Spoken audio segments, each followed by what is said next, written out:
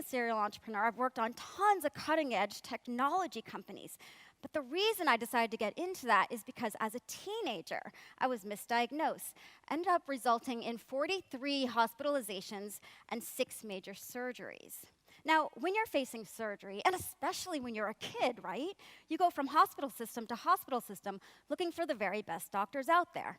But none of my doctors ever looked at me and said, you know what, Robin, let's hold off on these surgeries because you're so young and technology is moving so quickly. Nobody ever looked at me and said, you know what, Robin, technology is hope. But technology is hope. In fact, had digital health IT or just the sheer amount of information we have access to now as patients existed when I was a teenager, I most likely would not have lost 3 organs. At the age of 26, this is 7 years after they had taken out my entire large intestine, my doctors were telling me I was cured. But I wasn't. And I was in extreme pain. So they put me on 80 milligrams a day of methadone. This is a huge dose of opiates, especially for someone my size, right? And they told me the next thing that would happen would be to surgically implant a morphine pump into my spine. I was like, are you kidding me? I was 26 years old, and they were essentially telling me that I was going to be on high-dose opiates for the rest of my life. So I fired my entire healthcare team. I took control of my own healthcare, got diagnosed correctly, put on a medication called Remicade, and after a 13-year battle, went into remission overnight. So that's what I'm up here to talk to you about, is how patients can take control of their own healthcare. Now, being the opening speaker, I decided to talk a little bit about not just the convergence of exponential technology, and when I'm talking exponential technology, I'm talking robotics, artificial intelligence, sensors, 3D printing, all the really cool things. But I wanted to give you a good foundation on what exponential actually means, right? Because we hear that word all the time.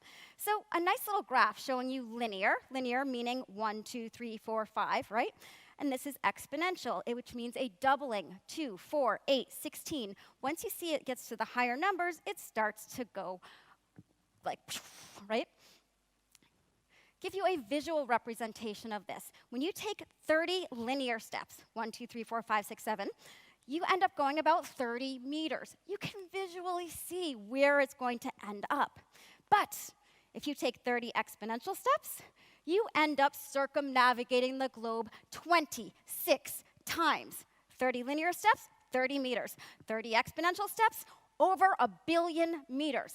That is the difference between linear and exponential. Brings me to something called the law of accelerating returns. More advanced societies have the ability to progress at a faster rate than less advanced societies. We, right now, are a more advanced society. In fact, this century, we're expecting to see over 1,000 times the amount of progress we saw in the last century. Remember that century that brought us planes and the internet? Yeah. Brings me to something called the 6 Ds of exponential technology. And this will really hit home just how fast technology is now moving.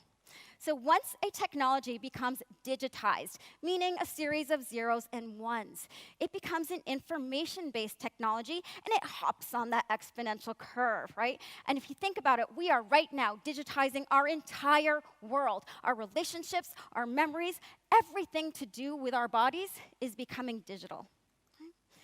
Exponential technology is deceptive. At those early stages, it actually moves more slowly than linear. You can see that, right? But then it hits that inflection point, and it goes to the sky, right?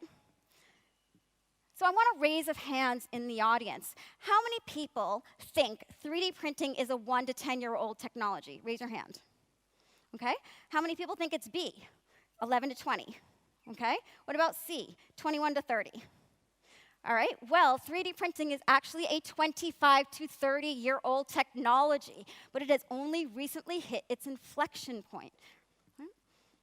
Exponential technology is disruptive. It can take down entire industries in what feels like a matter of months. Of course, Uber being a prime example of that, catalyzed by networks, computing systems, and obviously being able to utilize the power of the crowd. Right? Here is another good example of how disruptive technology can be. It's what's called the Kodak moment, right? 1996, Kodak was a $38 billion company, 140,000 employees. Instagram started in 2010. 2012, Kodak declares bankruptcy. 2 months later, Instagram is acquired with a $1 billion valuation and only 13 employees.